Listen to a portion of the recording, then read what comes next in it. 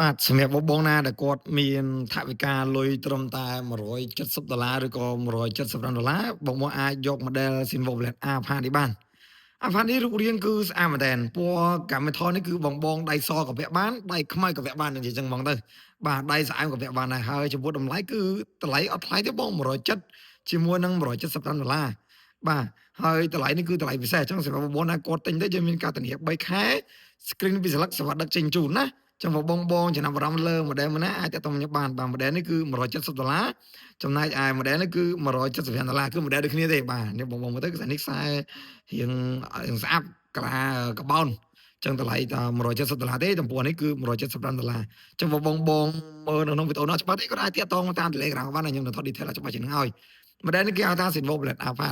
ហើយចំពោះថ្មីគឺ$290មួយទឹក175ជាមួយនឹង$170ចឹងបងចង់បាន detail ច្បាស់ជាងនេះអាចតាក់ទងតាម Telegram ក៏បាន